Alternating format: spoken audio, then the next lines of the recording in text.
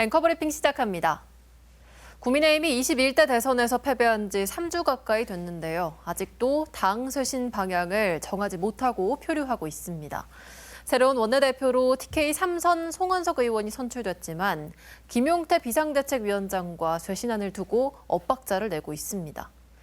김용태 비대위원장은 오는 30일 임기 만료를 앞두고 자신이 내놓은 5대 개혁안 추진의 의지를 보이고 있는데 특히 윤석열 전 대통령 탄핵 반대 당론의 무효화를 강조하고 있지만 당내에서는 회의적인 시선이 감지됩니다.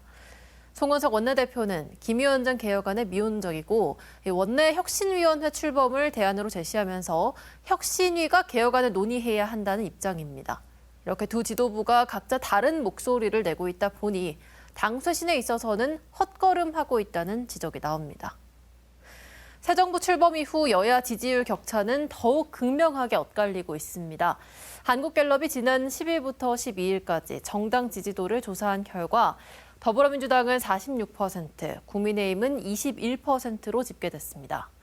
이어서 개혁신당이 5%, 조국혁신당이 4%, 진보당 1% 순이었습니다. 지지하는 정당이 없는 무당층은 21%로 나타났습니다.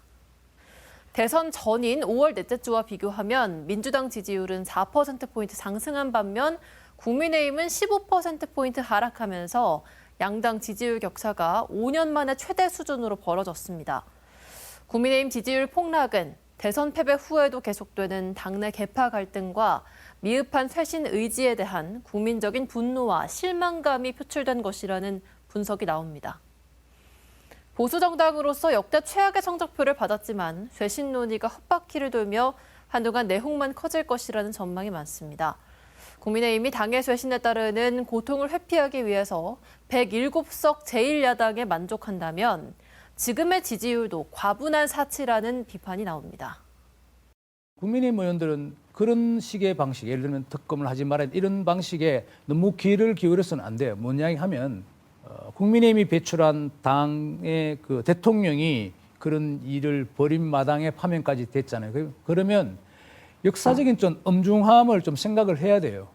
김용태 비대위원장이 그때는 선거에서는 뭐 그렇다 치고 지금 우리 돌이켜보니 또 딱 까놓고 얘기해서 그것을 우리가 다시 당론을 철회하고 새롭게 국민한테 사과하자는 것이 그게 뭘 어려울까요? 역사적인 평가가 남을 텐데 이게 물론 큰 역사적인 평가는 모르겠어요. 그렇지만 당장 짧고 긴 그런 평가를 본다면은 그것이 잘 됐다고 이야기할 수는 없잖아요. 그러면 그런 부분에 대한 좀 쇄신 작업, 선거 때는 선거 득표 전략에서 못했다 하더라도 지금은 그런 것이 좀 필요하다. 국민의힘을 얘기할 때 계속 반복되어서 나오는 얘기가 뭐냐면 박심, 윤심, 이것이 국민의힘을 결정하는 단어로 사용되거든요.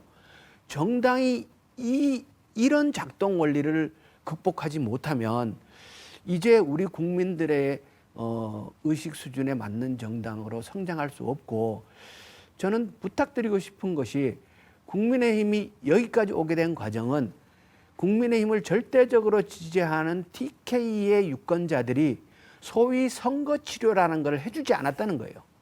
정치인이 가장 무서워하고 정치인이 성장할 수 있는 계기는 선거를 통한 치료인데 어떤 행동을 하고 어떤 정치를 해도 이 지역의 유권자들이 선거 치료를 하지 않으니까 지금의 국민의힘이 만들어진 것이라고 보고 이제 유권자들이 책임의식을 가져야 할 때이다 이렇게 말씀드립니다. 네.